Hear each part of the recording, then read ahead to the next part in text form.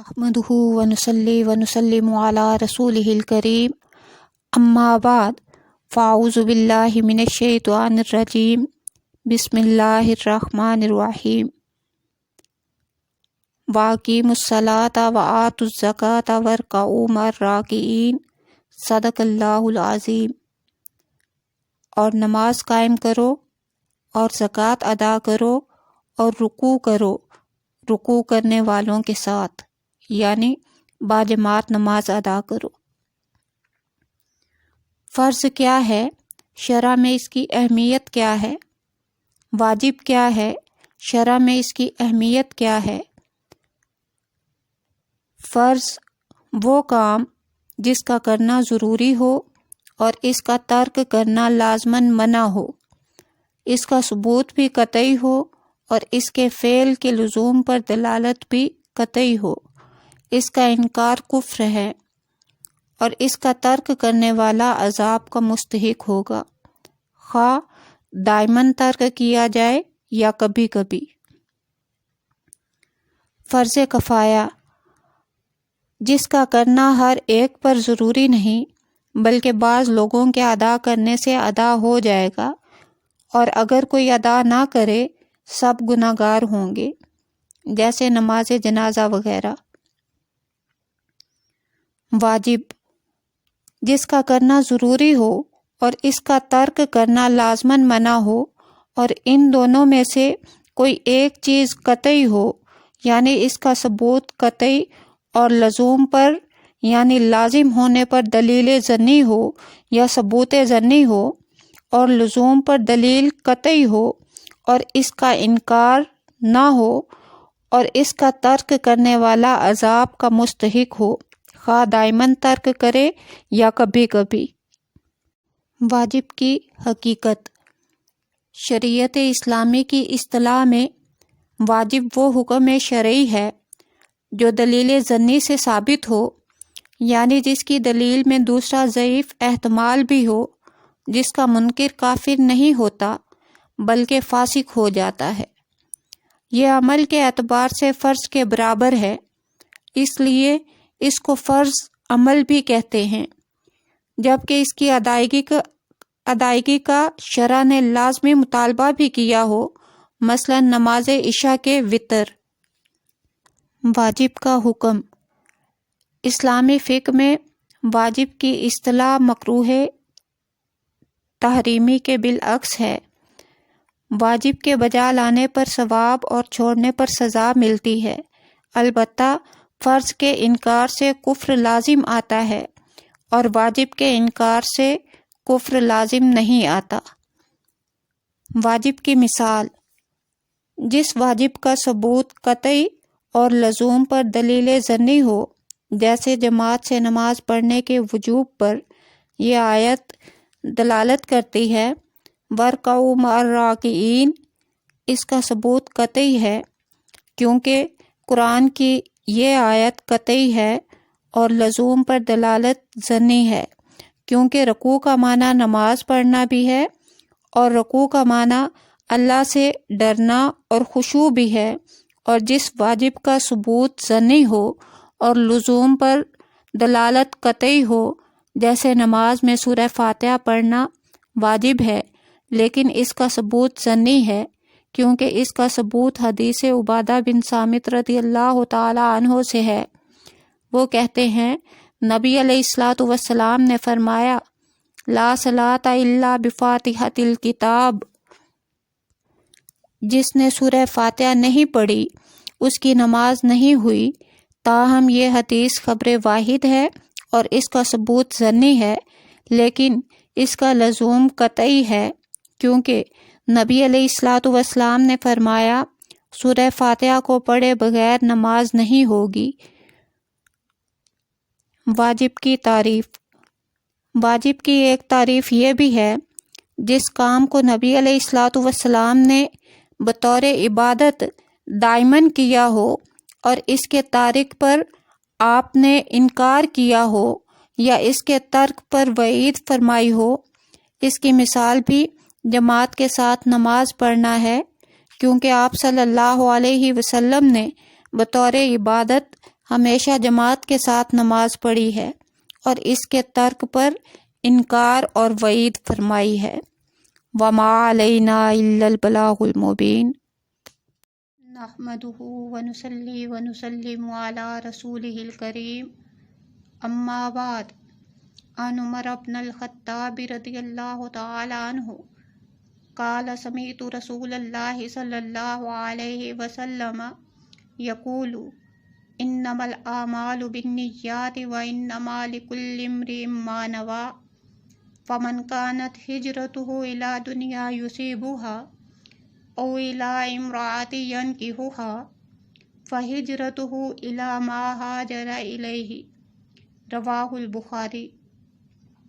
سیدنا حضرت عمر ابن خطاب رضی اللہ تعالی عنہ روایت کرتے ہیں کہ میں نے رسول کریم صلی اللہ علیہ وسلم سے سنا کہ اعمال کا دار و مدار نیتوں پر ہے، اور انسان کے لیے وہی کچھ ہے جس کی اس نے نیت کی ہوگی۔ جس کی ہجرت دنیا کی طرف ہو اور اس کو وہ دنیا پہنچے تو وہ دنیا حاصل کر چکا، یا کسی عورت کے حصول کے لیے اس نے نیت کی ہو کہ میں اس سے نکاح کروں، تو اس نے اگر اس نکاح کی ہجرت کی ہے تو وہ جو ہجرت ہے اس کے نکاح کے لیے ہے، گویا اسے وہ عورت مل چکی، تو اب اس کے لیے ثواب نہیں ہے۔ رسول اللہ صلی اللہ علیہ وسلم نے ارشاد فرمایا کہ نیت المومن خیر من عملہ، کہ جو مومن کی نیت ہے وہ اس کے عمل سے بہتر ہے۔ نبی کریم صلی اللہ علیہ وسلم نے ارشاد فرمایا من صام ریاء فقد اشرک ومن تصدق ریاء فقد اشرک ومن صلی ریاء فقد اشرک۔ جس نے دکھلاوے کا روزہ رکھا اور اللہ کی رضا کے لیے نیت نہیں کی، اس نے شرک کیا۔ جس نے دکھلاوے کا صدقہ کیا اور اللہ کی رضا مقصود نہیں تھی، اس نے شرک کیا، یعنی شرک خفی کیا۔ اور جس نے دکھلاوے کی نماز پڑھی اور اللہ تبارک و تعالی کی رضا مقصود نہیں تھی، تو اس نے شرک کیا، یعنی شرک خفی کیا۔ جیسے اگر کوئی بندہ وضو کر لیتا ہے اور وضو کی نیت نہیں کرتا، بس وضو کر لیتا ہے اور نماز پڑھ لیتا ہے، اب نماز تو اس کی ہو جائے گی، نماز کا ثواب بھی اسے ملے گا، لیکن وضو کا ثواب اسے نہیں ملے گا، کیونکہ اس نے وضو کی نیت نہیں کی تھی کہ میں وضو کروں گا تو اللہ تبارک و تعالی مجھے اس کا ثواب عطا فرمائے گا۔ تو اسی اعتبار سے جس کام کی بھی بندہ نیت کرے گا، جو بھی خیر کا کوئی کام ہوگا، اس کی نیت کرے گا، اللہ اس پر اسے اجر عطا فرمائے گا، خواہ وہ اس پر عمل نہ کر سکا ہو، لیکن جیسے ہی اس نے نیک عمل کی نیت کی، اللہ تبارک و تعالی اس پر اسے اجر عطا فرمائے گا۔ وما علینا الا البلاغ۔ بسم اللہ الرحمن الرحیم۔ نحمدہ ونصلی ونسلم علی رسولہ الکریم، اما بعد۔ عن ابن عباس قال كان رسول اللہ صلی اللہ علیہ وسلم اجود الناس وكان اجود ما يكون في رمضان حين يلقاه جبريل وكان يلقاه في كل ليلة من رمضان فيدارسه القرآن فرسول اللہ صلی اللہ علیہ وسلم اجود بالخیر من الریح المرسلہ۔ رواہ البخاری۔ حضرت عبداللہ ابن عباس رضی اللہ تعالیٰ عنہ فرماتے ہیں کہ نبی علیہ الصلاۃ والسلام تمام لوگوں سے زیادہ سخی تھے، اور تمام اوقات سے زیادہ آپ صلی اللہ علیہ وسلم رمضان میں سخی ہو جاتے تھے، جبکہ جبریل امین علیہ السلام ملاقات کرتے تھے۔ حضرت جبریل رمضان کی ہر رات میں آتے تھے اور آپ صلی اللہ علیہ وسلم کے ساتھ قرآن کریم کا دور کرتے تھے، تو نبی علیہ الصلاۃ والسلام ان دنوں میں تیز ہوا سے بھی زیادہ سخی ہو جاتے تھے۔ اجود الناس جو اس میں تفضیل کا صیغہ ہے، جس کا معنی ہے کہ تمام لوگوں سے زیادہ سخاوت کرنے والا۔ ایک حدیث پاک میں نبی علیہ الصلوۃ والسلام نے ارشاد فرمایا، اللہ تعالی اجود جودن ثم انا اجود بنی آدم واجودہم من بعدی رجل علم علما فنشرہ۔ اللہ تعالی سب سے زیادہ جود فرمانے والا ہے، پھر تمام انسانوں سے سخی تر میں محمد ہوں صلی اللہ علیہ وسلم، اور میرے بعد وہ شخص جو علم دین کو پھیلائے۔ حضور علیہ الصلوۃ والسلام اللہ کی ساری مخلوق میں سے سب سے زیادہ سخاوت کرنے والے ہیں۔ نبی علیہ الصلوۃ والسلام سے بڑا سخی اللہ کی کائنات میں کوئی نہیں ہے۔ امام بصیری علیہ الرحمہ ارشاد فرماتے ہیں، فَإِنَّ مِن جُودِكَ الدُّنْيَا وَذَرَّتَهَا وَمِنْ عُلُومِكَ عِلْمَ اللَّوحِ وَالْقَلَمِ، کہ یا رسول اللہ صلی اللہ علیہ وسلم، دنیا اور آخرت آپ صلی اللہ علیہ وسلم کے خانے جود کا ایک ٹکڑا ہے، اور لوح و قلم کا علم آپ صلی اللہ علیہ وسلم کے علوم کا ایک حصہ ہے۔ یعنی نبی علیہ الصلوۃ والسلام جتنا علم اللہ تبارک و تعالی کے بعد کسی انسان کو نہیں ہے، اور نبی علیہ الصلوۃ والسلام جتنا سخی اللہ کی کائنات کے اندر کوئی نہیں ہے، اور نبی علیہ الصلوۃ والسلام کی یہ سخاوت رمضان المبارک میں بہت زیادہ بڑھ جایا کرتی تھی۔ امام زہری نے فرمایا کہ رمضان المبارک میں ایک مرتبہ اللہ تبارک و تعالیٰ کی تسبیح کرنا 70 مرتبہ تسبیح کرنے کے مترادف ہے۔ حضور صلی اللہ علیہ وسلم کی جو شان اقدس ہے، یعنی رمضان المبارک کے اندر زیادہ سخاوت کرنا، چونکہ ثواب زیادہ ملتا ہے، اور پھر یہ کہ نبی علیہ الصلوۃ والسلام کے پاس جبریل امین کا بار بار آنا اور آ کر کے نبی علیہ الصلوۃ والسلام کے ساتھ قرآن کریم کا دور کرنا، تو اس سے نبی علیہ الصلوۃ والسلام کا مقام اور مرتبہ ظاہر ہوتا ہے کہ جبریل امین علیہ السلام پہلے انبیاء کے پاس اتنی بار نہیں آئے، جبکہ نبی علیہ الصلوۃ والسلام کی خدمت اقدس میں بار بار تشریف لائے۔ وما علینا الا البلاغ۔ بسم اللہ الرحمن الرحیم، نحمده ونصلی ونسلم علی رسولہ الکریم، اما بعد، عن ابن عمر رضی اللہ تعالی عنہما قال قال رسول اللہ صلی اللہ علیہ وسلم، بنی الاسلام علی خمس، شہادت ان لا الہ الا اللہ وان محمد رسول اللہ صلی اللہ علیہ وسلم، وإقام الصلاة وإيتاء الزکاة والحج وصوم رمضان۔ حضرت عبداللہ ابن عمر رضی اللہ تعالی عنہما سے روایت ہے کہ نبی علیہ الصلوۃ والسلام نے ارشاد فرمایا کہ اسلام کی بنیاد 5 چیزوں پر ہے: گواہی دینا اس بات کی کہ اللہ تعالی کے سوا کوئی سچا معبود نہیں، اور حضرت محمد صلی اللہ علیہ وسلم اللہ کے رسول ہیں، اور نماز پڑھنا، زکوٰۃ دینا، حج کرنا اور رمضان کے روزے رکھنا۔ کلمہ شہادت مکہ المکرمہ میں فرض ہوا، نماز مکہ المکرمہ میں فرض ہوئی۔ جب نبی پاک علیہ الصلوۃ والسلام معراج پر تشریف لے گئے تو اللہ تبارک و تعالی نے نبی علیہ الصلوۃ والسلام پر اور آپ صلی اللہ علیہ وسلم کی امت پر 5 وقت کی نماز فرض فرمائی۔ یہ مکہ المکرمہ میں جو نبی علیہ الصلوۃ والسلام نے 13 سال جد و جہد کی، مکہ میں نبی علیہ الصلوۃ والسلام نے 3 باتوں کی تبلیغ بہت زیادہ فرمائی۔ نمبر 1، اللہ تبارک و تعالی کی وحدانیت کو اجاگر کرنے میں نبی علیہ الصلوۃ والسلام نے بڑی جد و جہد کی۔ نمبر 2، اپنی رسالت کا اقرار کرانے میں۔ نمبر 3، مرنے کے بعد اٹھائے جانے پر۔ اور حضور صلی اللہ علیہ وسلم جب مکہ کو چھوڑ کر مدینہ طیبہ تشریف لائے، کیونکہ نماز اور کلمہ شہادت مکہ میں فرض ہوا تھا، اور روزہ اور زکوٰۃ سن 2 ہجری میں مدینہ طیبہ میں فرض ہوئی، اور حج 9 ہجری میں فرض ہوا۔ نبی علیہ الصلوۃ والسلام نے اپنی پوری حیات طیبہ میں 4 عمرے اور 1 حج ادا فرمایا۔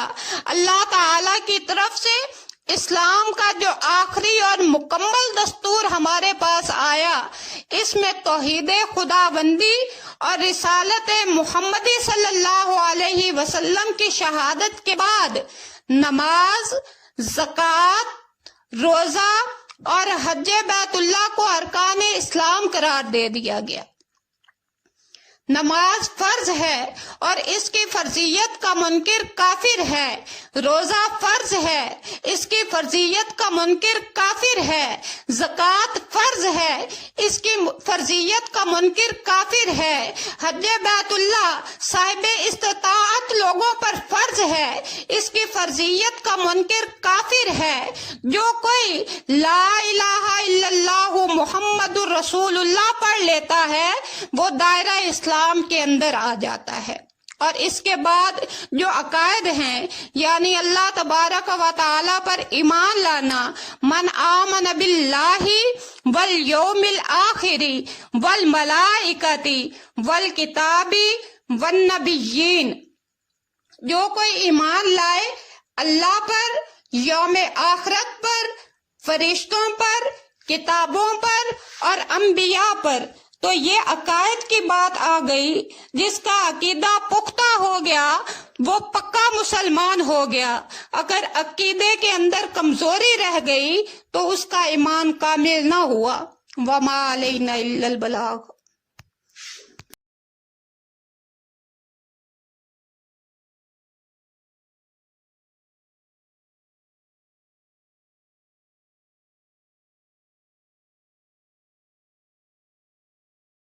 بسم اللہ الرحمن الرحیم، نحمدہ ونصلی ونسلم علی رسولہ الکریم، اما بعد، عن ابی ہریرہ رضی اللہ تعالی عنہ عن النبی صلی اللہ علیہ وسلم قال الایمان بضع وستون شعبۃ والحیاء شعبۃ من الایمان، رواہ البخاری۔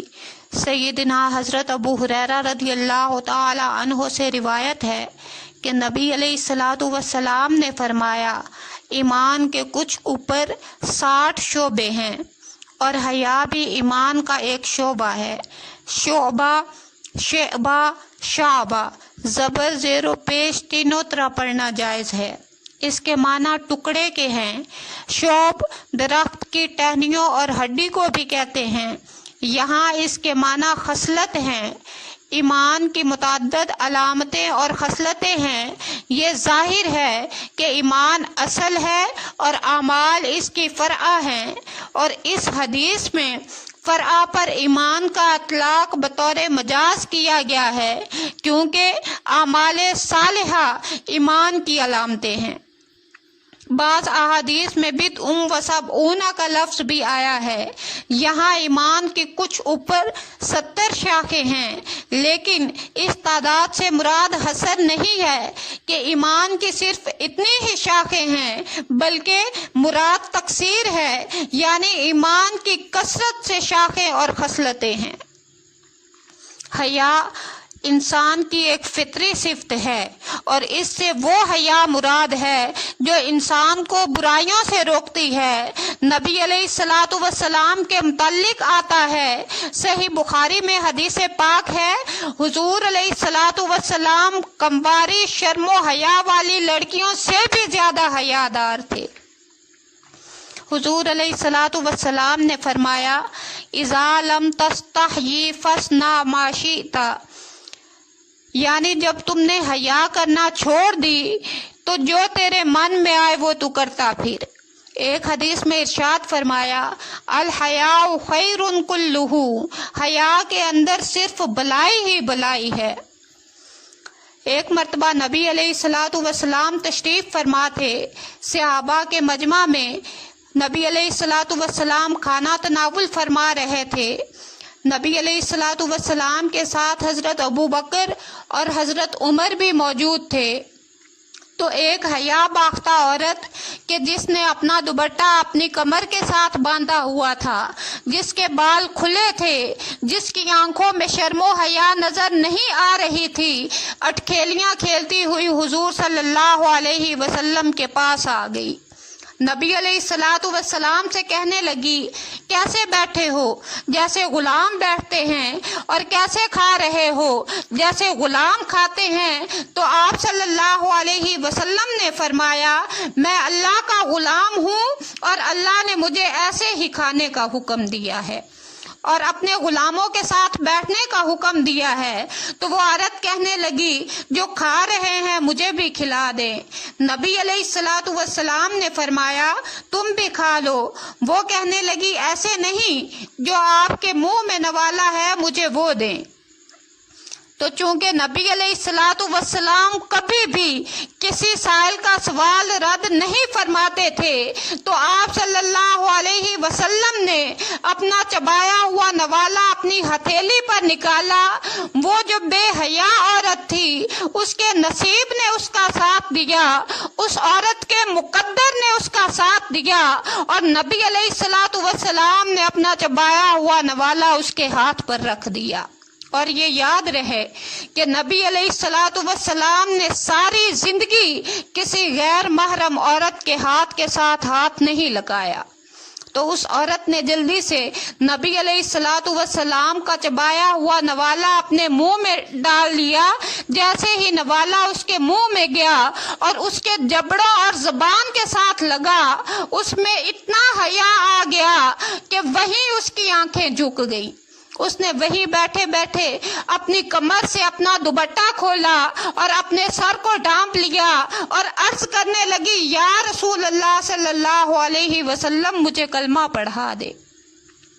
کتب سیرت میں لکھا ہے کہ پھر اس عورت کو کسی نے زندگی میں اسے اپنے گھر سے باہر نکلتے ہوئے نہیں دیکھا کہ جب وہ فوت ہوئی تو اس کا جنازہ ہی گھر سے باہر نکلا۔ وہ حیا جو بے حیائی سے روکے، وہ حیا جو معاشرے میں بد کرداری سے روکے، وہ حیا جو اللہ سے بندہ کرے اور معاشرے کے اندر حیا کو پھیلائے، وہ حیا کام کا ہے۔ اللہ پاک عمل کی توفیق عطا فرمائے۔ وما علینا الا بسم اللہ الرحمن الرحیم نحمدہ ونصلی ونسلم علی رسولہ الکریم اما بعد عن عبداللہ ابن عمر رضی اللہ تعالی عنہما عن النبی صلی اللہ علیہ وسلم قال المسلم من سلم المسلمون من لسانہ ویدہ والمہاجر من ہجر ما نہی اللہ عنہ، رواہ البخاری۔ حضرت عبداللہ ابن عمر رضی اللہ تعالی عنہما سے روایت ہے کہ نبی علیہ الصلوۃ والسلام نے فرمایا کہ مسلمان کی شان یہ ہے کہ اس کی زبان اور ہاتھ سے مسلمان سلامت رہیں، اور مہاجر وہ ہے جو ان باتوں کو چھوڑ دے جس کی اللہ تبارک و تعالی نے مخالفت فرمائی ہے۔ اس حدیث میں مسلمان کی دو علامتوں کا بیان ہوا ہے۔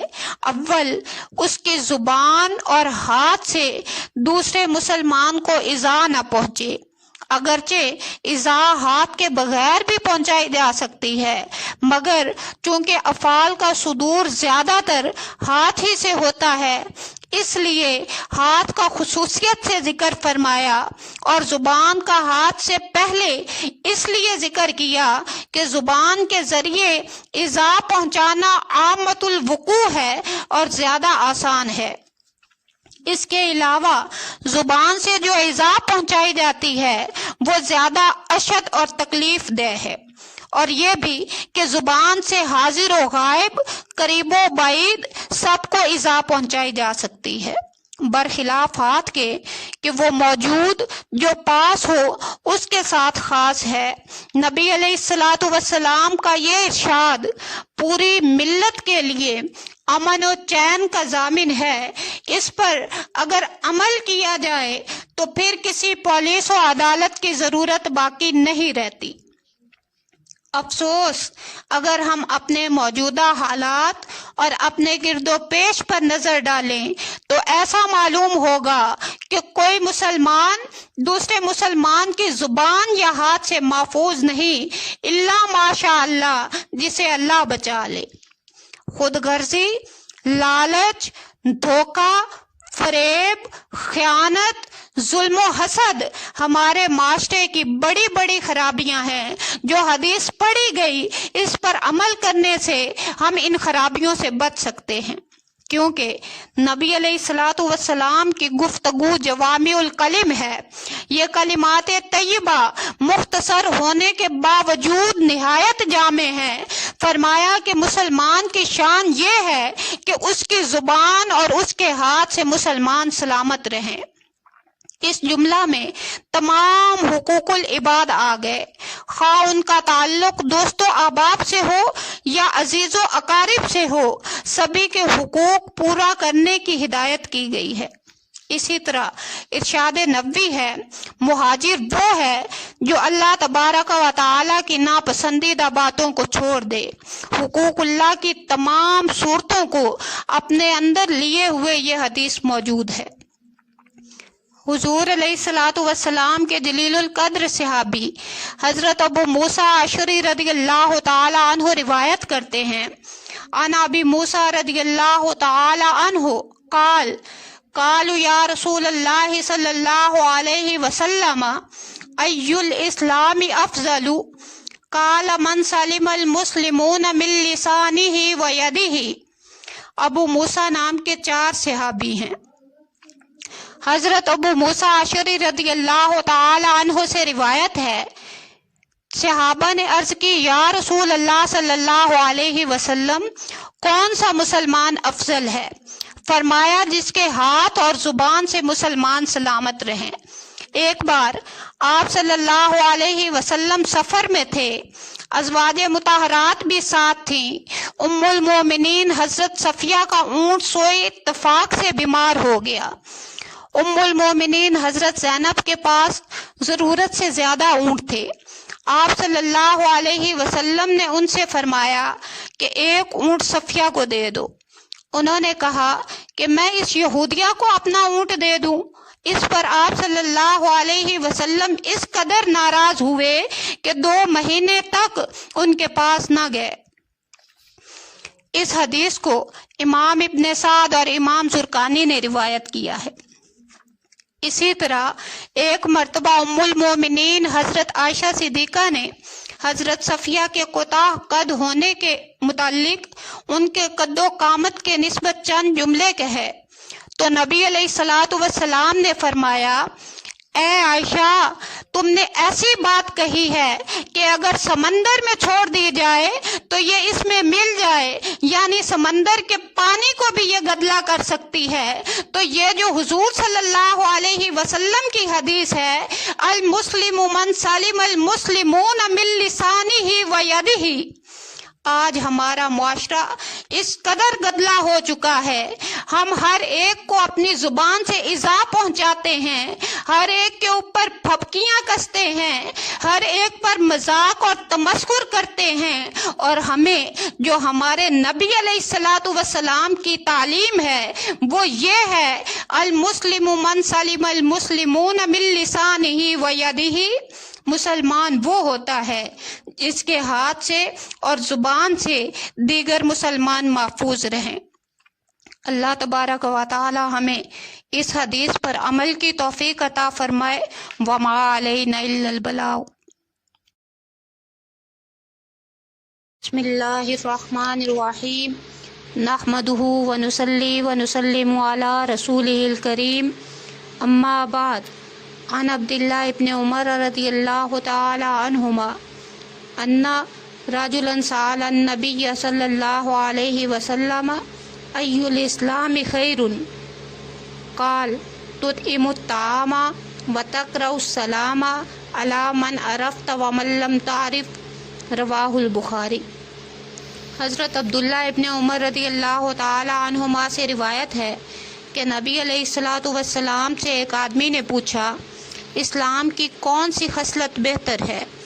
تو آپ صلی اللہ علیہ وسلم نے فرمایا کھانا کھلانا اور سلام کرنا اس کو جس کو تو پہچانتا ہو یا نہ پہچانتا ہو۔ حضرت ابو ذر غفاری رضی اللہ تعالی عنہ نے یہ سوال کیا تھا اور نبی علیہ الصلاۃ والسلام نے جواب میں دو باتوں کو اسلام کی بہترین خصلت قرار دے دیا، کھانا کھلانا اور سلام کرنا۔ مگر اس کا مطلب یہ ہرگز نہیں ہے کہ صرف دو ہی بہترین خصلتیں ہیں، بلکہ یہ بتانا مقصود ہے کہ اسلام کی بہترین خصلتوں میں سے دو یہ بھی ہیں۔ کھانا کھلانے کی اہمیت و افادیت سے کون انکار کر سکتا ہے؟ خصوصاً غریب و نادار کو کھانا کھلانا ایک ایسا عمل ہے جو اللہ تبارک و تعالی کو بہت ہی محبوب ہے۔ قرآن کریم میں یتیموں، مسکینوں، غریبوں کے لیے خوراک مہیا کرنے کی مختلف و مؤثر انداز میں ترغیب دی گئی ہے۔ حضور علیہ الصلاۃ والسلام نے دوستی اور پرخلوص تعلقات کے فروغ کے جن کثیر آداب و مراسم کی ترغیب دی ہے ان میں ایک سلام بھی ہے۔ قرآن کریم میں اللہ تعالیٰ ارشاد فرماتا ہے وَإِذَا حُيِّيتُم بِتَحِيَّةٍ فَحَيُّوا بِأَحْسَنَ مِنْهَا، جب تمہیں کوئی سلام کرے تو اس سے بہتر انداز میں جواب دو۔ نبی علیہ الصلاۃ والسلام نے ارشاد فرمایا کہ مومن کے مومن پر 5 حقوق ہیں۔ قال رسول اللہ صلی اللہ علیہ وسلم حق المسلم علی المسلم 5، رد السلام وعیادۃ المریض واتباع الجنائز وإجابۃ الدعوۃ وتشمیت العاطس۔ حضرت ابو ہریرہ رضی اللہ تعالی عنہ سے روایت ہے کہ رسول اللہ صلی اللہ علیہ وسلم نے ارشاد فرمایا مسلمان کے مسلمان پر 5 حقوق ہیں۔ نمبر 1 سلام کا جواب دینا، نمبر 2 مریض کی عیادت کرنا، نمبر 3 مسلمان کے جنازے میں شامل ہونا، نمبر 4 دعوت کا قبول کرنا، نمبر 5 چھینک لینے والے کا جواب دینا۔ اگر کوئی چھینک لے اور وہ کہے الحمدللہ تو چھینک سننے والا جواب میں کہے یرحمک اللہ۔ اسے نبی علیہ الصلاۃ والسلام نے ارشاد فرمایا کہ وتشمیت العاطس یعنی چھینک لینے والے کا جواب دینے والا۔ یہ 5 حقوق نبی علیہ الصلاۃ والسلام نے ارشاد فرمائے۔ سلام کی بابت نبی علیہ الصلاۃ والسلام نے فرمایا یسلم الراکب علی الماشی، اگر سوار ہو تو وہ پیادے کو سلام کرے، والماشی علی القائد، اور چلنے والا بیٹھنے والے کو سلام کرے، والقلیل علی الکثیر، اور جو تھوڑی تعداد میں ہو وہ زیادہ تعداد والوں کو سلام کریں، اور فرمایا کہ یسلم الصغیر علی الکبیر، چھوٹا بڑے کو سلام کرے۔ ایک حدیث پاک میں نبی علیہ الصلاۃ والسلام نے ارشاد فرمایا ما من مسلمین یلتقیان فسلم احدہما علی صاحبہ ویأخذ بیدہ لا یأخذ بیدہ الا للہ فلا یفترقان حتی یغفر لہما۔ جب 2 مسلمان ایک دوسرے کو ملتے ہیں اور اللہ کی محبت کے لیے ایک دوسرے کو سلام کرتے ہیں کہ ہم مسلمان بھائی ہیں، مصافحہ کرتے ہیں، ابھی تک ان کے ہاتھ جدا نہیں ہوتے، فلا یفترقان حتی یغفر لہما، ابھی تک ان کے ہاتھ ایک دوسرے سے جدا نہیں ہوتے کہ اللہ تبارک و تعالی ان دونوں کی مغفرت فرما دیتا ہے۔ تو سلام کرنا اور کھانا کھلانا یہ حضور صلی اللہ علیہ وسلم کی سنت ہے، اور یہ مسلمان کی نشانی ہے کہ وہ سلام بھی کرتا ہے اور مسکین کو کھانا بھی کھلاتا ہے۔ اور نبی علیہ الصلاۃ والسلام نے راستے کا حق بھی بتایا۔ حضور علیہ الصلاۃ والسلام نے فرمایا تم گزر رہے ہو تو गद्दुल बसरी, नजरें झुका करके रखो, वकफ़ुल आज़ा, और रास्ते में कांटा पत्थर या कोई तकलीफ दह चीज़ पड़ी हो उसे दूर कर दो, वरद्दुस सलामी, और कोई तुम्हें सलाम करे तो उसका जवाब दो, वल अम्रु बिल मारूफी वन नह्यु अनिल मुनकर, अच्छी बात का हुक्म करो और बुरी बातों से मना करो। तो नबी अलैहिस्सलातु वस्सलाम ने हर जगह पर सलाम के मुतल्लिक तरगीब फरमाई। हुजूर अलैहिस्सलातु वस्सलाम ने फरमाया, या बुनैया इज़ा दखलता अला अहलिका फसल्लिम यकूनु बरकतन अलैका वला अहलि बैतिका, ऐ बेटे जब तू अपने घर वालों के पास पहुँचे तो सलाम कर, ये सलाम तेरे और तेरे घर वालों के लिए बरकत का बाइस होगा।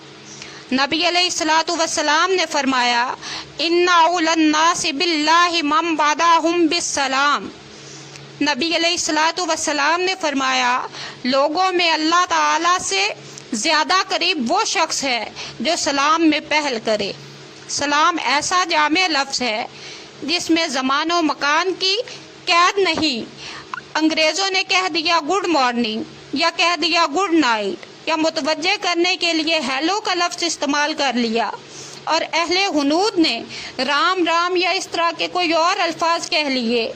अस्सलामु अलैकुम कहकर गोया एक मुसलमान दूसरे मुसलमान के हक़ में बतौर दुआ बेहतरीन जज्बात व ख्वाहिशात का इजहार कर रहा होता है, यानी कह रहा होता है कि तुम पर सलामती हो और दीनो दुनिया की तुम्हें राहतें नसीब हों। अल्लाह ताला हमें एक दूसरे को सलाम करने की तौफीक अता फरमाए। वमा अलैना इल्लल बलाग। बिस्मिल्लाहिर्रहमानिर्रहीम, नहमदुहु व नुसल्ली व नुसल्लिमु अला रसूलिहिल करीम, अम्मा बाद।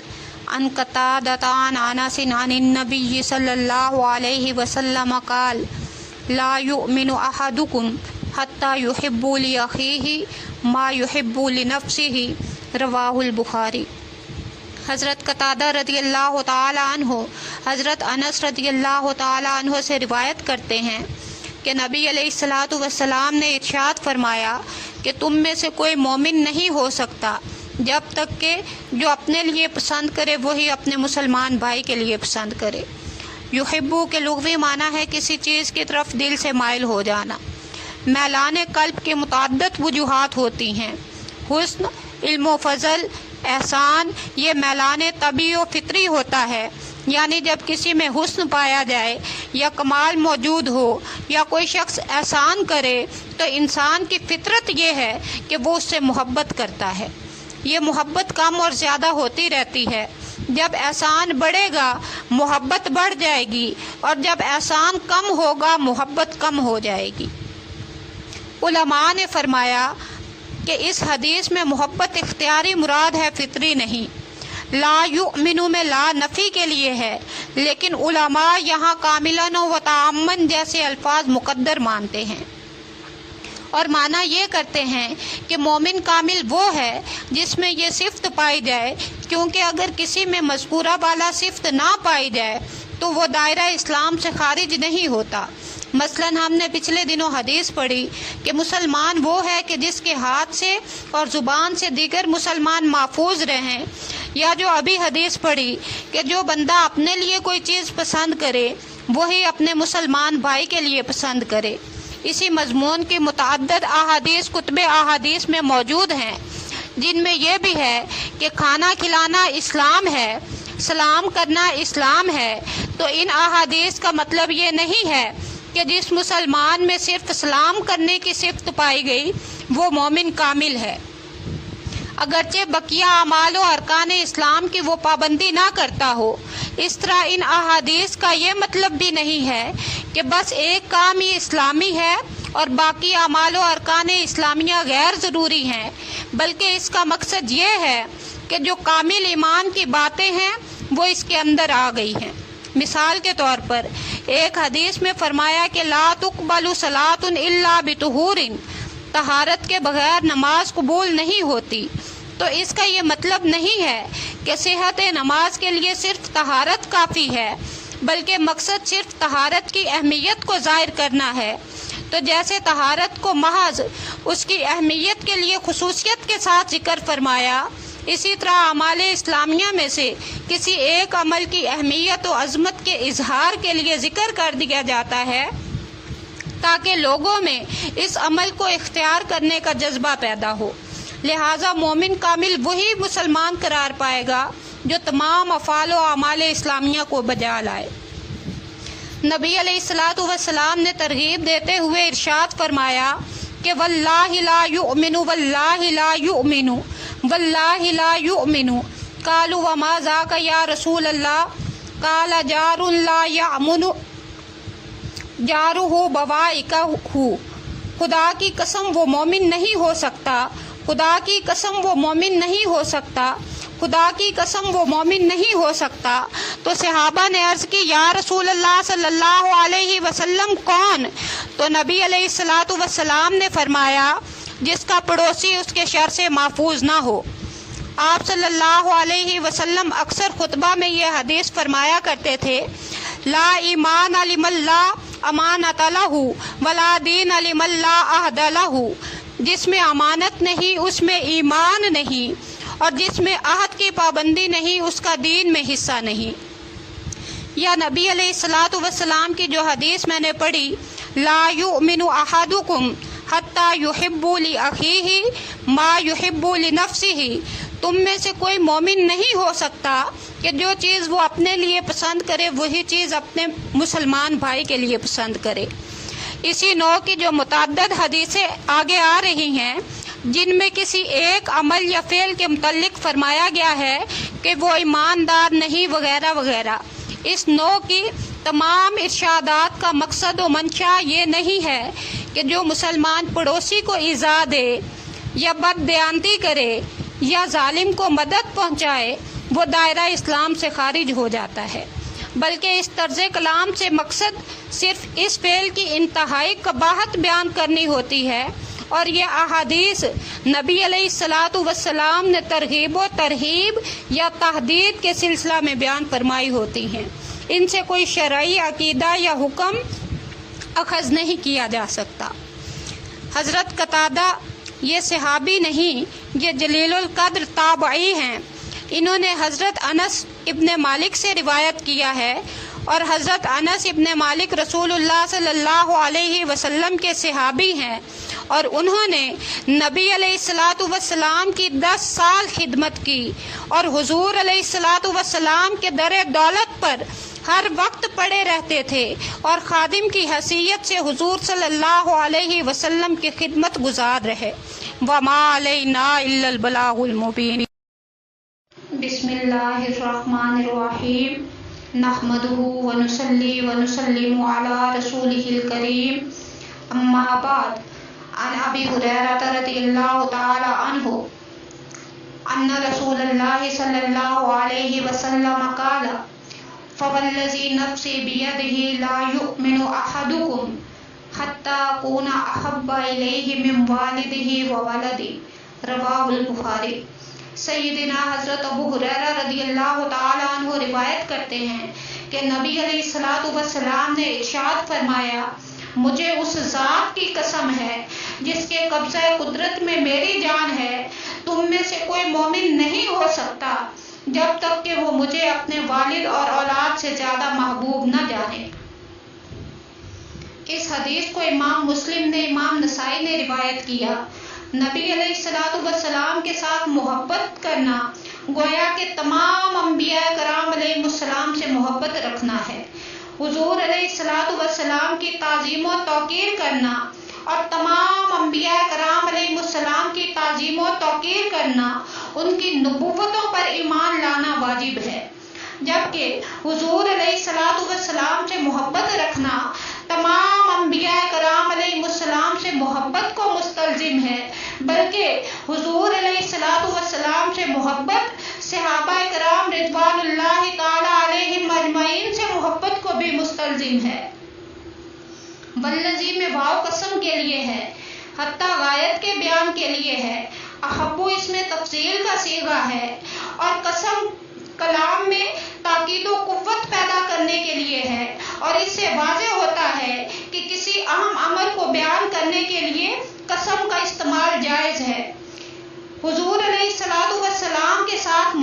ایمان کا لازمی جز ہے۔ لا یؤمنو، تم میں کوئی مومن نہیں ہو سکتا جب تک کہ وہ مجھے ساری کائنات سے زیادہ محبوب نہ رکھے۔ اس کا مطلب قطعاً یہی ہے کہ حضور علیہ الصلوۃ والسلام سے محبت کے بغیر ایمان کا پایا جانا ناممکن ہے۔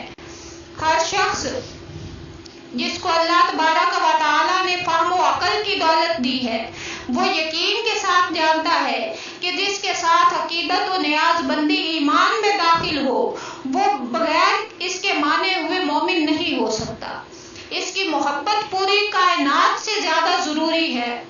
ماں باپ، اولاد، عزیز و اقارب کے انسان پر حقوق ہیں اور ان کا ادا کرنا لازم ہے، لیکن اگر کوئی شخص ان سب کو بھول جائے اور اس کے دل میں ان کے لیے بالکل محبت اور الفت باقی نہ رہے اور ان سب سے بے تعلق ہو جائے تو اس کے ایمان میں خلل نہ آئے گا، کیونکہ ایمان لانے میں ماں باپ، عزیز و اقارب کا ماننا ضروری نہیں، لیکن رسول اللہ صلی اللہ علیہ وسلم کا ماننا مومن کے لیے ضروری ہے۔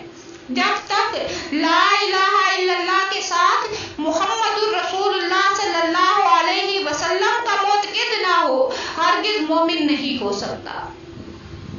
تو اگر اس کا رشتہ محبت حضور علیہ الصلوۃ والسلام سے ٹوٹا تو یقیناً ایمان سے خارج ہو جائے گا، کیونکہ تصدیق رسالت محبت کے بغیر ہو ہی نہیں سکتی۔ اس لیے اسلام میں نبی علیہ الصلوۃ والسلام کی محبت کو سارے عالم سے زیادہ ضروری اور اسلام میں ایمان کی شرط اول قرار دے دیا ہے۔ محبت کی کئی قسمیں ہوتی ہیں۔ محبت اجلال و احترام جیسے والدین سے محبت، رحمت و شفقت جیسے اولاد سے محبت، محبت احسان کہ کسی نے آپ پر احسان کیا تو آپ کا دل اس کی طرف مائل ہو گیا۔ تو اس حدیث میں یہ بتایا گیا کہ تمام قسم کی محبتوں پر نبی علیہ الصلوۃ والسلام کی محبت غالب ہونی چاہیے، کیونکہ مخلوقات میں آپ صلی اللہ علیہ وسلم سے زیادہ شفیق، مہربان، فیاض، محسن اور محترم ہستی کون ہو سکتی ہے؟ ان قتادہ عن انس قال قال النبی صلی اللہ علیہ وسلم لا یؤمن احدکم حتی اکون احب الیہ من والدہ وولدہ والناس اجمعین۔ حضرت قتادہ حضرت انس رضی اللہ تعالیٰ عنہ سے روایت کرتے ہیں، یہ بخاری شریف کی حدیث پاک ہے۔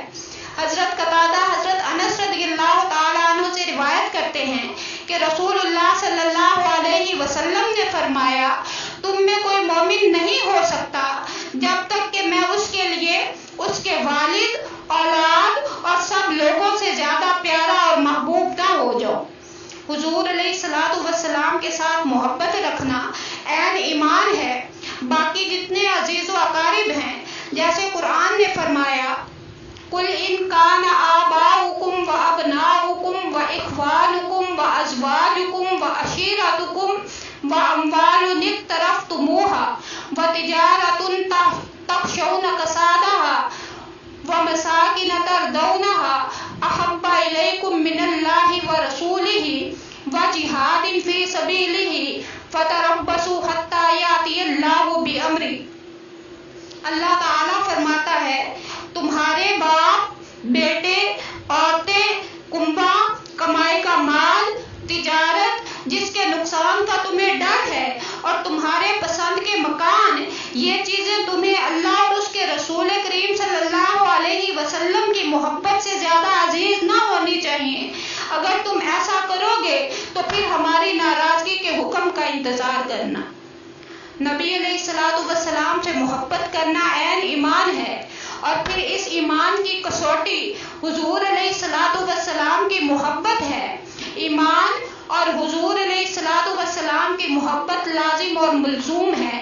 وما علینا الا البلاغ المبین۔ بسم اللہ الرحمن الرحیم، نحمدہ ونصلی ونسلم علی رسولہ الکریم، اما بعد، عن انس بن مالک رضی اللہ تعالی عنہ عن النبی صلی اللہ علیہ وسلم قال ثلاث من کن فیہ وجد حلاوة الایمان، أن يقول الله ورسوله أحب إليه مما سواهما وأن يحب المرء لا يحبه إلا لله وأن يكره أن يعود في الكفر كما يكره أن يقذف في النار رواہ البخاری۔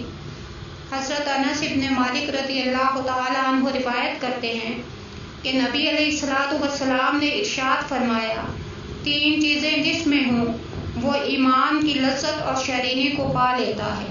نمبر 1، جس کو اللہ تعالیٰ اور اس کے رسول کریم صلی اللہ علیہ وسلم سارے عالم سے پیارے ہوں۔ نمبر 2، اور جو کسی بندے کو خاص اللہ تعالیٰ کے لیے محبوب رکھتا ہو۔ نمبر 3، جو اسلام قبول کرنے کے بعد اس سے پھرنے کو ایسا برا جانے جیسے کہ آگ میں ڈالے جانے کو برا جانتا ہے۔ اس حدیث کو امام مسلم نے، امام ترمذی نے اور امام نسائی نے بھی روایت کیا ہے۔ حلاوتن مصدر ہے اور اس کے معنی مٹھاس کے ہیں، اور مرن کڑوے کی ضد ہے۔ حلاوت الایمان کے معنی ہے کہ انسان کو ایمان کی ایسی لذت حاصل ہو جائے اور اللہ اور رسول اللہ صلی اللہ علیہ وسلم کی محبت اس درجہ غالب ہو کہ اللہ تعالیٰ اور رسول اللہ صلی اللہ علیہ وسلم کی اطاعت میں لذت محسوس کرے۔ یکرہو جیسے کہتے ہیں کرہت الشیء، میں نے فلاں چیز کو برا جانا، یعنی میں اس سے راضی نہ ہوا۔ علامہ عینی نے لکھا کہ یہ حدیث اصول اسلام سے ہے، کیونکہ اس میں اللہ تعالیٰ کی محبت اور رسول اللہ صلی اللہ علیہ وسلم کی محبت کا بیان ہے، جو اصل ایمان بلکہ عین ایمان ہے۔ اور اللہ تعالیٰ اور نبی علیہ الصلوۃ والسلام سے محبت اور کفر سے کراہت اسی وقت ہو سکتی ہے جبکہ انشراح صدر ہو جائے اور ایمان خون اور گوشت میں رچ بس جائے تو وہ شخص ایمان کی حلاوت کو پا لیتا ہے۔ اور کسی سے اللہ تعالیٰ کے لیے محبت رکھنا، الحب فی اللہ، یہ اللہ تعالیٰ سے محبت کرنے کا ثمرہ اور نتیجہ ہوتا ہے۔ شارحین اکرام نے محبت اللہ کے معنی یہ کیے ہیں کہ اس کے احکام کی اطاعت اور اس کے منہیات سے پرہیز کیا جائے۔ علامہ قاضی ایاز مالکی علیہ الرحمہ نے محبت اللہ کا مطلب یہ بیان کیا ہے کہ اللہ تعالیٰ کی اطاعت میں استقامت اور اس کے اوامر اور نواہی کا التزام ہو۔ محبت میلانے قلب کا نام ہے۔ حسن اخلاق، حسن کردار، احسان یہ محبت کرنے کا سبب بنتے ہیں، اور یہ تمام امور حضور علیہ الصلوۃ والسلام میں پائے جاتے ہیں، کیونکہ نبی علیہ الصلوۃ والسلام محسن عالم ہیں، ظاہری و باطنی حسن کے مجسمہ ہیں، اخلاق عالیہ اور محاسن غیر متناہیہ کے پیکر ہیں۔ ان یحب المرء، اس میں الحب فی اللہ کی تعلیم دی گئی کیونکہ اللہ تعالیٰ نے مومنین کو بھائی بھائی قرار دیا۔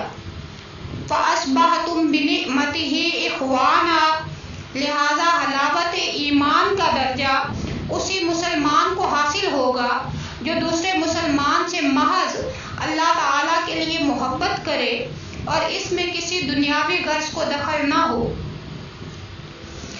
وَأَن يَكْرَهَ، یعنی جس کے دل میں ایمان گھر کر جائے اور اسلام کے محاسن اور کفر کے خبائث سے اچھی طرح واقف ہو جائے تو پھر اس کو کفر دوبارہ اختیار کرنا ایسے ہی مکروہ و ناپسندیدہ ہوگا جیسے آگ میں ڈالا جانا۔ ابو داؤد شریف میں حدیث ہے کہ نبی علیہ الصلوۃ والسلام نے فرمایا، حبک الشیء یؤمی و یسم، محب جس سے محبت کرتا ہے تو محبوب کا عیب سننے اور محبوب کا عیب دیکھنے سے آنکھ اندھی ہو جاتی ہے اور کان بہرے ہو جاتے ہیں۔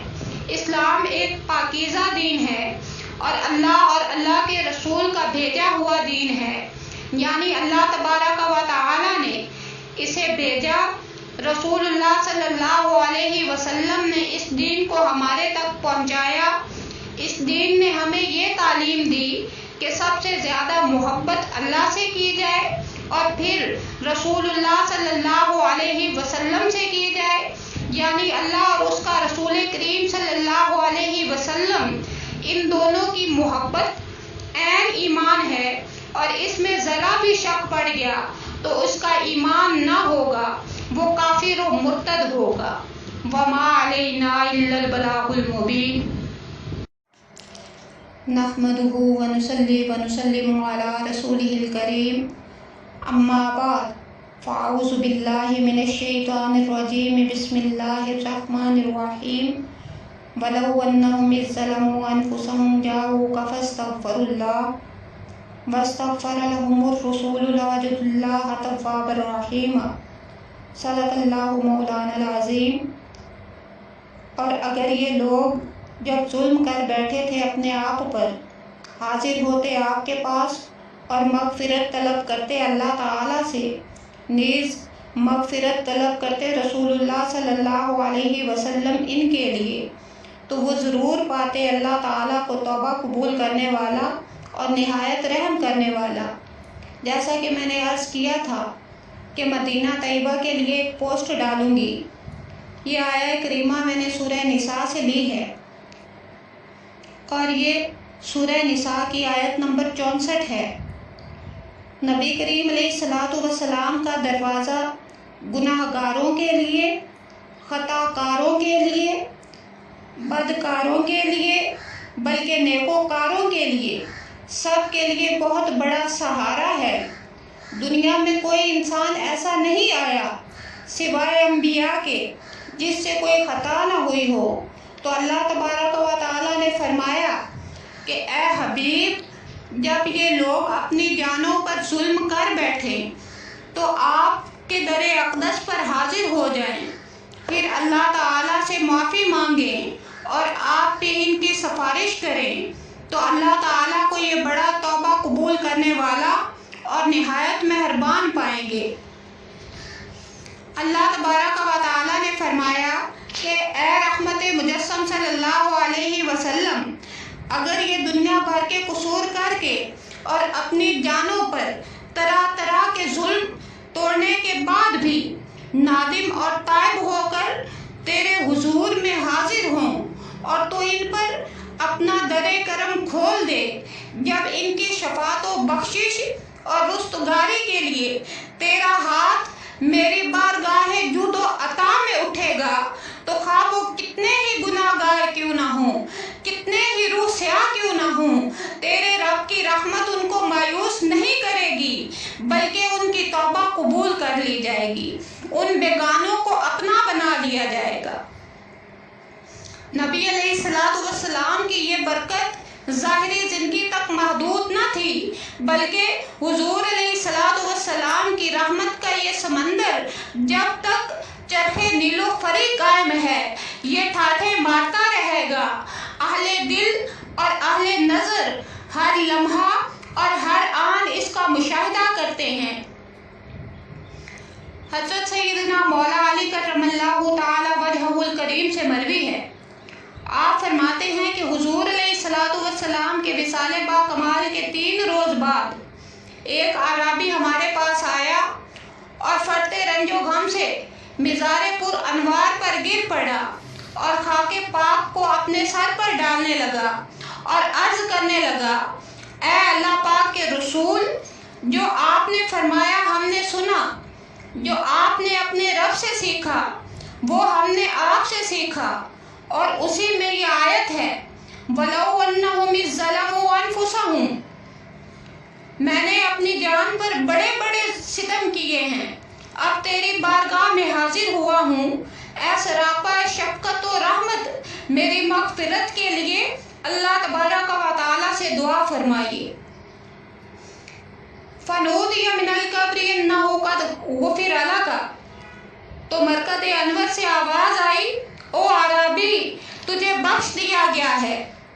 نبی کریم علیہ السلام کا آستانہ گناہ گاروں کے لیے، خطا کاروں کے لیے، بدکاروں کے لیے، نیکوکاروں کے لیے بہت بڑا سہارا ہے۔ جس جگہ پر نبی علیہ الصلوۃ والسلام آرام فرما ہے۔ نبی پاک علیہ الصلوۃ والسلام نے فرمایا ما بین بیتی و منبری روضۃ من ریاض الجنہ، میرے گھر سے لے کر میرے منبر تک جتنا حصہ ہے جنت کے باغوں میں سے ایک باغ ہے۔ نبی علیہ الصلوۃ والسلام کا یہ شہر مدینہ ایسا ہے کہ اس کے ساتھ محبت کرنا، اس کے ساتھ پیار کرنا، حضور علیہ الصلوۃ والسلام نے خود یہ دعا مانگی تھی، اللہم حبب الینا المدینہ کما حببت مکہ او اشد وصاحھها وبارک لنا فی ساعها ومدها۔ نبی علیہ الصلوۃ والسلام نے دعا کی، اے اللہ جس طرح تو نے ہمارے نزدیک مکہ کو محبوب کیا، مدینہ کو بھی اسی طرح محبوب کر دے، اور مدینہ کو صحت کی جگہ بنا دے، اور ہمارے سا اور مد میں برکت ڈال دے۔ نبی علیہ الصلوۃ والسلام چونکہ اس جگہ سے محبت فرماتے تھے، احادیث میں آیا، حضور علیہ الصلوۃ والسلام نے ارشاد فرمایا، ان الایمان لیعرض الی المدینہ کما تعرض الحیہ الی جوہرہا۔ جس دن دنیا میں ایمان کمزور پڑ جائے گا، ظلم و ستم بڑھ جائے گا، ایمان اپنے آپ کو چھپاتا پھرے گا، تو ایمان پوری دنیا سے سمٹ کر کے سب سے زیادہ جو محفوظ جگہ سمجھے گا وہ مدینہ ہوگا، تو وہ ایسے سمٹ کر مدینہ آ جائے گا جیسے سانپ سمٹ کر کے اپنے بل کے اندر گھس جاتا ہے اور اپنے آپ کو محفوظ کر لیتا ہے، تو ایسے ایمان سارے جہان سے سمٹ کر مدینے میں آ کر اپنے آپ کو محفوظ کر لے گا۔ نبی علیہ الصلوۃ والسلام نے ارشاد فرمایا، من زار قبری بعد موتی کان کمن زارنی فی حیاتی۔ حضرت عبداللہ ابن عمر روایت کرتے ہیں کہ نبی علیہ الصلوۃ والسلام نے فرمایا، جس نے میری وفات کے بعد میری قبر کی زیارت کی گویا اس نے میری حیات میں میری زیارت کی۔ نبی علیہ الصلوۃ والسلام نے فرمایا، من زار قبری وجبت لہ شفاعتی، جس شخص نے میری قبر کی زیارت کی اس کے لیے میری شفاعت واجب ہو گئی۔ نبی علیہ الصلوۃ والسلام نے مدینہ طیبہ کے متعلق ارشاد فرمایا، من استطاع منکم ان یموت بالمدینہ فلیمت بہا فانی اشفع لمن یموت بہا۔ ہو سکے تو میرے مدینے میں آ کر کے مرنا، اور جو کوئی یہاں آ کر مرے گا کل قیامت کے روز میں اس کی شفاعت کروں گا۔ نبی علیہ الصلوۃ والسلام نے ارشاد فرمایا، من حج البیت ولم یزرنی فقد جفانی۔ حضرت عبداللہ ابن عمر روایت کرتے ہیں، نبی علیہ الصلوۃ والسلام نے فرمایا، جس نے بیت اللہ کا حج کیا اور میری زیارت کے لیے نہیں آیا اس نے مجھ سے بے وفائی کی۔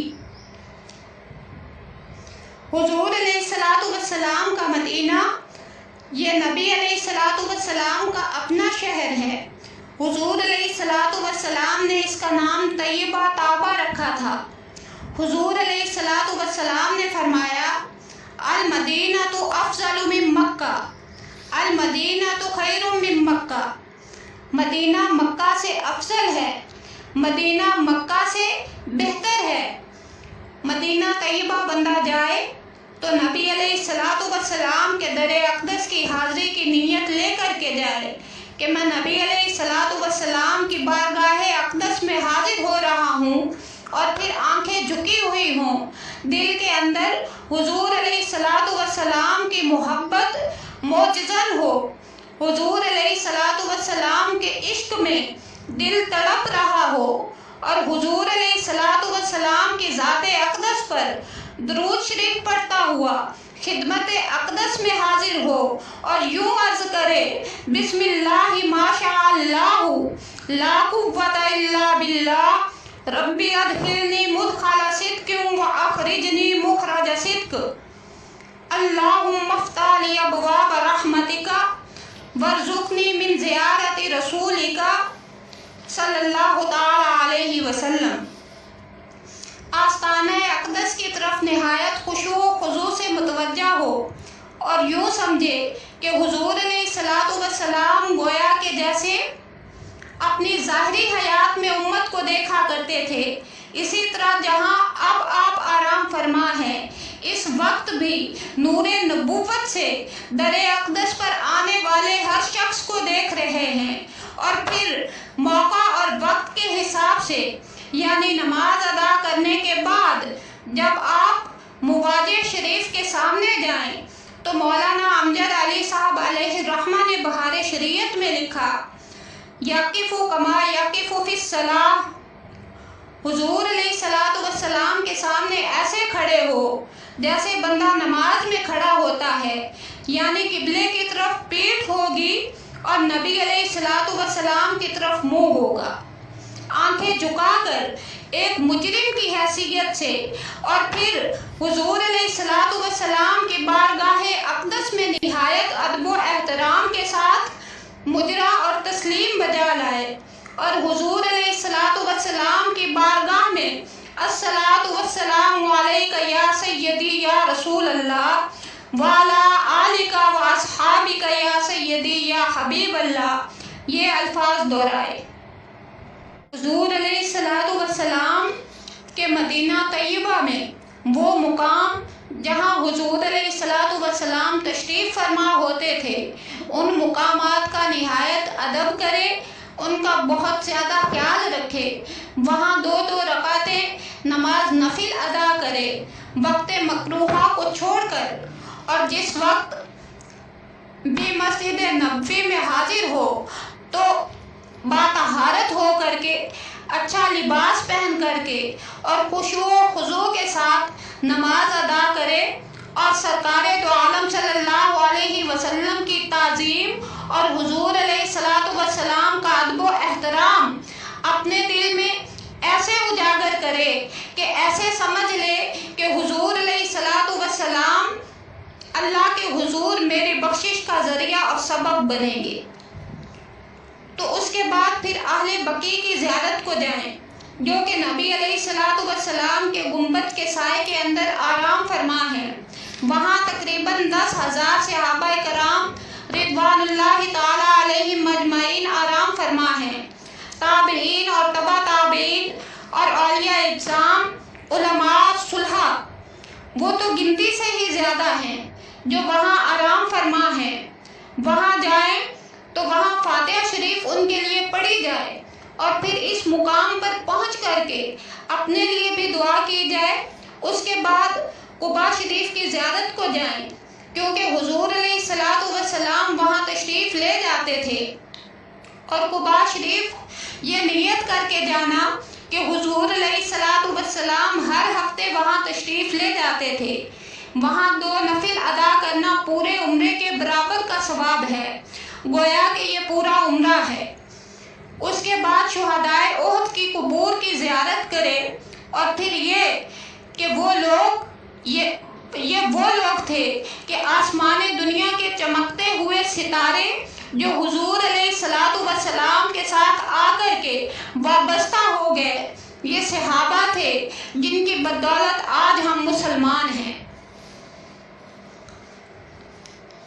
عن اوس بن اوس قال قال رسول اللہ صلی اللہ علیہ وسلم ان من افضل ایامکم یوم الجمعہ فیہ خلق آدم وفیہ قبض وفیہ النفخۃ وفیہ الصعق فاکثروا علی من الصلاۃ فیہ فإن صلاتکم معروضۃ علی۔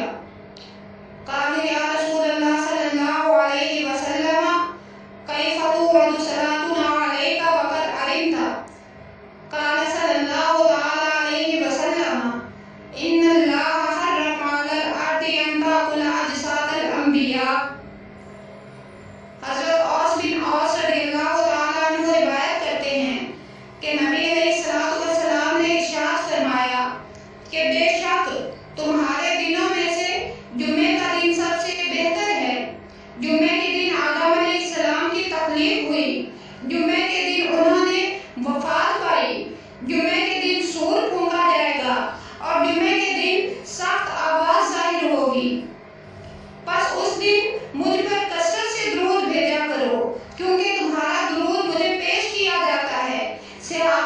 عرض کی یا رسول اللہ صلی اللہ علیہ وسلم ہمارا درود آپ کے وصال کے بعد بھی آپ کو پیش کیا جائے گا جبکہ آپ کا دست مبارک خاک میں مل چکا ہوگا؟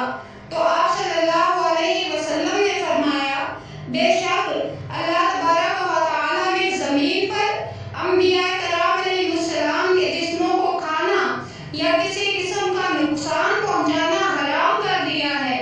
تو بارگاہ رسالت میں جب بندہ حاضر ہو تو یہ تصور کر کے کہ آقا علیہ الصلوۃ والسلام مجھے دیکھ بھی رہے ہیں اور میری معروضات بھی سن رہے ہیں اور نبی علیہ الصلوۃ والسلام کے در اقدس پر میں حاضر ہوں اور حضور علیہ الصلوۃ والسلام مجھے پہچان بھی رہے ہیں کہ نبی علیہ الصلوۃ والسلام کا فلاں امتی ہوں، تو نبی علیہ الصلوۃ والسلام سے محبت رکھتے ہوئے درود پاک کی کثرت کی جائے ہر روز اور بالخصوص جمعے کے دن، اور جب بارگاہ رسالت میں اللہ تبارک و تعالیٰ حاضری کے لیے لے جائے تو پھر وہاں کثرت درود شریف کی جائے۔ وما علینا الا البلاغ۔ نحمدہ ونصلی ونسلم علی رسولہ الکریم، اما بعد فاعوذ باللہ من الشیطان الرجیم، بسم اللہ الرحمن الرحیم۔ وَلَوْ أَنَّهُمْ إِذْ ظَلَمُوا أَنفُسَهُمْ جَاءُوكَ فَاسْتَغْفَرُوا اللَّهَ وَاسْتَغْفَرَ لَهُمُ الرَّسُولُ لَوَجَدُوا اللَّهَ تَوَّابًا رَحِيمًا۔ صدق اللہ مولانا العظیم۔ اور اگر یہ لوگ جب ظلم کر بیٹھے تھے اپنے آپ پر، حاضر ہوتے آپ کے پاس اور مغفرت طلب کرتے اللہ تعالیٰ سے، نیز مغفرت طلب کرتے رسول اللہ صلی اللہ علیہ وسلم ان کے لیے، تو وہ ضرور پاتے اللہ تعالیٰ کو توبہ قبول کرنے والا اور نہایت رحم کرنے والا۔ جیسا کہ میں نے عرض کیا تھا کہ مدینہ طیبہ کے لیے ایک پوسٹ ڈالوں گی۔ یہ آیہ کریمہ میں نے سورہ نساء سے لی ہے، اور یہ سورہ نساء کی آیت نمبر 64 ہے۔ نبی کریم علیہ الصلوۃ والسلام کا دروازہ گناہ گاروں کے لیے، خطا کاروں کے لیے، بدکاروں کے لیے، بلکہ نیکوکاروں کے لیے، سب کے لیے بہت بڑا سہارا ہے۔ دنیا میں کوئی انسان ایسا نہیں آیا سوائے انبیاء کے جس سے کوئی خطا نہ ہوئی ہو۔ تو اللہ تبارک و تعالیٰ نے فرمایا کہ اے حبیب، جب یہ لوگ اپنی جانوں پر ظلم کر بیٹھے تو آپ کے در اقدس پر حاضر ہو جائیں، پھر اللہ تعالیٰ سے معافی مانگیں اور آپ پہ ان کی سفارش کریں، تو اللہ تعالیٰ کو یہ بڑا توبہ قبول کرنے والا اور نہایت مہربان پائیں گے۔ اللہ تبارک و تعالیٰ نے فرمایا کہ اے رحمت مجسم صلی اللہ علیہ وسلم، اگر یہ دنیا بھر کے قصور کر کے اور اپنی جانوں پر طرح طرح کے ظلم توڑنے کے بعد بھی نادم اور تائب ہو کر تیرے حضور میں حاضر ہوں اور تو ان پر اپنا در کرم کھول دے، جب ان کی شفاعت و بخشش اور رستگاری کے لیے تیرا ہاتھ میری بارگاہ جود و عطا میں اٹھے گا، تو خواہ وہ کتنے ہی گناہ گار کیوں نہ ہوں، کتنے ہی روح سیاہ کیوں نہ ہوں، تیرے رب کی رحمت ان کو مایوس نہیں کرے گی، بلکہ ان کی توبہ قبول کر لی جائے گی، ان بیگانوں کو اپنا بنا لیا جائے گا۔ نبی علیہ الصلوۃ والسلام کی یہ برکت ظاہری زندگی تک محدود نہ تھی، بلکہ حضور علیہ الصلوۃ والسلام کی رحمت کا یہ سمندر جب تک چرخے نیل و فری قائم ہے یہ ٹھاٹھے مارتا رہے گا۔ اہل دل اور اہل نظر ہر لمحہ اور ہر آن اس کا مشاہدہ کرتے ہیں۔ حضرت سیدنا مولا علی کرم اللہ تعالی وجہہ الکریم سے مروی ہے، آپ فرماتے ہیں کہ حضور علیہ الصلوۃ والسلام کے وصال با کمال کے 3 روز بعد ایک اعرابی ہمارے پاس آیا اور فرتے رنج و غم سے مزار پر انوار پر گر پڑا اور خاک پاک کو اپنے سر پر ڈالنے لگا اور عرض کرنے لگا، اے اللہ پاک کے رسول، جو آپ نے فرمایا ہم نے سنا، جو آپ نے اپنے رب سے سیکھا وہ ہم نے آپ سے سیکھا، اور اسی میں یہ آیت ہے وَلَوْ أَنَّهُمْ إِذْ ظَلَمُوا أَنفُسَهُمْ، میں نے اپنی جان پر بڑے بڑے ستم کیے ہیں، اب تیری بارگاہ میں حاضر ہوا ہوں، اے سراپا شفقت و رحمت میری مغفرت کے لیے اللہ تبارک و تعالیٰ سے دعا فرمائیے۔ فَنُودِيَ مِنَ الْقَبْرِ إِنَّهُ قَدْ غُفِرَ لَكَ، تو مرکز انور سے آواز آئی، او عربی تجھے بخش دیا گیا ہے۔ نبی کریم علیہ السلام کا آستانہ گناہ گاروں کے لیے، خطا کاروں کے لیے، بدکاروں کے لیے، نیکوکاروں کے لیے بہت بڑا سہارا ہے۔ جس جگہ پر نبی علیہ السلام آرام فرما ہے، نبی پاک علیہ السلام نے فرمایا، ما بین بیتی و منبری روضۃ من ریاض الجنہ، میرے گھر سے لے کر میرے منبر تک جتنا حصہ ہے جنت کے باغوں میں سے ایک باغ ہے۔ نبی علیہ السلام کا یہ شہر مدینہ ایسا ہے کہ اس کے ساتھ محبت کرنا، اس کے ساتھ پیار کرنا، حضور علیہ السلام نے خود یہ دعا مانگی تھی، اللہم حبب الینا المدینہ کما حببت مکہ وشد وصاحھا وبارک لنا فی ساعھا ومدھا۔ نبی علیہ السلام نے دعا کی، اے اللہ جس طرح تو نے ہمارے نزدیک مکہ کو محبوب کیا، مدینہ کو بھی اسی طرح محبوب کر دے، اور مدینہ کو صحت کی جگہ بنا دے، اور ہمارے سا اور مد میں برکت ڈال دے۔ نبی علیہ السلام چونکہ اس جگہ سے محبت فرماتے تھے، احادیث میں آیا، حضور علیہ السلام نے ارشاد فرمایا، ان الایمان لیارز الی المدینہ کما تارز الحی الی جوہرہا، جس دن دنیا میں ایمان کمزور پڑ جائے گا، ظلم و ستم بڑھ جائے گا، ایمان اپنے آپ کو چھپاتا پھرے گا، تو ایمان پوری دنیا سے سمٹ کر کے سب سے زیادہ جو محفوظ جگہ سمجھے گا وہ مدینہ ہوگا، تو وہ ایسے سمٹ کر مدینہ آ جائے گا جیسے سانپ سمٹ کر کے اپنے بل کے اندر گھس جاتا ہے اور اپنے آپ کو محفوظ کر لیتا ہے، تو ایسے ایمان سارے جہان سے سمٹ کر مدینے میں آ کر اپنے آپ کو محفوظ کر لے گا۔ نبی علیہ السلام نے ارشاد فرمایا، من زار قبری بعد موتی کان کمن زارنی فی حیاتی۔ حضرت عبداللہ ابن عمر روایت کرتے ہیں کہ نبی علیہ السلام نے فرمایا، جس نے میری وفات کے بعد میری قبر کی زیارت کی، گویا اس نے میری حیات میں میری زیارت کی۔ نبی علیہ السلام نے فرمایا، من زار قبری وجبت لہ شفاعتی، جس شخص نے میری قبر کی زیارت کی اس کے لیے میری شفاعت واجب ہو گئی۔ نبی علیہ السلام نے مدینہ طیبہ کے متعلق ارشاد فرمایا، من استطاع منکم ان یموت بالمدینہ فلیمت بہا فانی اشفع لمن یموت بہا، ہو سکے تو میرے مدینے میں آ کر کے مرنا، اور جو کوئی یہاں آ کر مرے گا کل قیامت کے روز میں اس کی شفاعت کروں گا۔ نبی علیہ السلام نے ارشاد فرمایا، من حج البیت ولم یزرنی فقد جفانی۔ حضرت عبداللہ ابن عمر روایت کرتے ہیں، نبی علیہ السلام نے فرمایا، جس نے بیت اللہ کا حج کیا اور میری زیارت کے لیے نہیں آیا اس نے مجھ سے بے وفائی کی۔ حضور علیہ السلام کا مدینہ یہ نبی علیہ السلام کا اپنا شہر ہے۔ حضور علیہ السلام نے اس کا نام طیبہ طابہ رکھا تھا۔ حضور علیہ السلام نے فرمایا، المدینہ افضل من مکہ، المدینہ خیر من مکہ، مدینہ مکہ سے افضل ہے، مدینہ مکہ سے بہتر ہے۔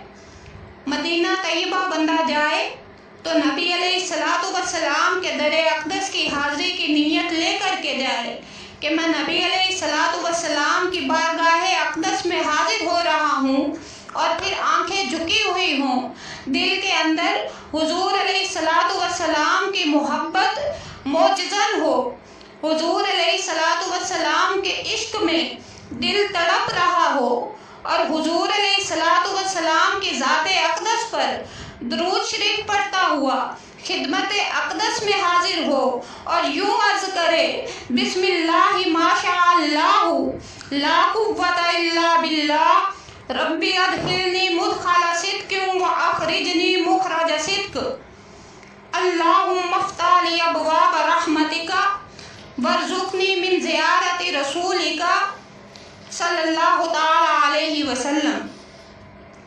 آستانہ اقدس کی طرف نہایت خشوع و خضوع سے متوجہ ہو اور یوں سمجھے کہ حضور علیہ الصلوۃ والسلام گویا کہ جیسے اپنی ظاہری حیات میں امت کو دیکھا کرتے تھے، اسی طرح جہاں اب آپ آرام فرما ہیں، اس وقت بھی نور نبوت سے در اقدس پر آنے والے ہر شخص کو دیکھ رہے ہیں، اور پھر موقع اور وقت کے حساب سے یعنی نماز ادا کرنے کے بعد جب آپ مواضع شریف کے سامنے جائیں تو مولانا امجد علی صاحب علیہ الرحمہ نے بہار شریعت میں لکھا، یقف کما یقف فی الصلاۃ، حضور علیہ الصلوۃ والسلام کے سامنے ایسے کھڑے ہو جیسے بندہ نماز میں کھڑا ہوتا ہے، یعنی قبلے کی طرف پیٹھ ہوگی اور نبی علیہ الصلوۃ والسلام کی طرف منہ ہوگا، آنکھیں جھکا کر ایک مجرم کی حیثیت سے، اور پھر حضور علیہ الصلوۃ والسلام کی بارگاہ اقدس میں نہایت ادب و احترام کے ساتھ مجرا اور تسلیم بجا لائے، اور حضور علیہ الصلوۃ والسلام کی بارگاہ میں الصلاۃ والسلام علیک یا سیدی یا رسول اللہ وعلی آلک و اصحابک یا سیدی یا حبیب اللہ، یہ الفاظ دہرائے۔ حضور علیہ الصلوۃ والسلام کے مدینہ طیبہ میں وہ مقام جہاں حضور علیہ الصلوۃ والسلام تشریف فرما ہوتے تھے، ان مقامات کا نہایت ادب کرے، ان کا بہت زیادہ خیال رکھے، وہاں 2 رکعتیں نماز نفل ادا کرے وقت مکروہہ کو چھوڑ کر، اور جس وقت بھی مسجد نبوی میں حاضر ہو تو باطہارت ہو کر کے، اچھا لباس پہن کر کے اور خشوع و خضوع کے ساتھ نماز ادا کرے، اور سرکار دو عالم صلی اللہ علیہ وسلم کی تعظیم اور حضور علیہ الصلوۃ والسلام کا ادب و احترام اپنے دل میں ایسے اجاگر کرے کہ ایسے سمجھ لے کہ حضور علیہ الصلوۃ والسلام اللہ کے حضور میری بخشش کا ذریعہ اور سبب بنیں گے۔ تو اس کے بعد پھر اہل بقیع کی زیارت کو جائیں، جو کہ نبی علیہ الصلوۃ والسلام کے گنبد کے سائے کے اندر آرام فرما ہے، وہاں تقریباً 10,000 صحابہ کرام رضوان اللہ تعالی علیہم مجمعین آرام فرما ہیں، تابعین اور تبع تابعین اور اولیاء اعظام، علماء، صلحاء، وہ تو گنتی سے ہی زیادہ ہیں جو وہاں آرام فرما ہیں۔ وہاں جائیں تو وہاں فاتحہ شریف ان کے لیے پڑھی جائے، اور پھر اس مقام پر پہنچ کر کے اپنے لیے بھی دعا کی جائے۔ اس کے بعد قباء شریف کی زیارت کو جائیں، کیونکہ حضور علیہ الصلوۃ والسلام وہاں تشریف لے جاتے تھے، اور قباء شریف یہ نیت کر کے جانا کہ حضور علیہ الصلوۃ والسلام ہر ہفتے وہاں تشریف لے جاتے تھے، وہاں 2 نفل ادا کرنا پورے عمرے کے برابر کا ثواب ہے، گویا کہ یہ پورا عمرہ ہے۔ اس کے بعد شہدائے احد کی قبور کی زیارت کرے، اور پھر یہ کہ وہ لوگ تھے کہ آسمان دنیا کے چمکتے ہوئے ستارے جو حضور علیہ الصلوۃ والسلام کے ساتھ آ کر کے وابستہ ہو گئے، یہ صحابہ تھے جن کی بدولت آج ہم مسلمان ہیں۔ عن اوس بن اوس قال قال رسول اللہ صلی اللہ علیہ وسلم ان من افضل ایامکم یوم الجمعہ فیہ خلق آدم وفیہ قبض وفیہ النفخۃ وفیہ الصاعقۃ فَأَكْثِرُوا عَلَيَّ مِنَ الصَّلَاةِ فِيهِ فَإِنَّ صَلَاتَكُمْ مَعْرُودَةٌ عَلَيَّ. قالوا یا رسول اللہ صلی اللہ علیہ وسلم کیف تورد صلاتنا علیک وقد علمت؟ قال صلی اللہ تعالی علیہ وسلم ان اللہ حرم علی الارض ان تاکل اجساد الانبیاء. حضرت اوس بن اوس رضی اللہ تعالیٰ عنہ روایت کرتے ہیں کہ نبی علیہ الصلوۃ والسلام نے ارشاد فرمایا کہ بے شک تمہارے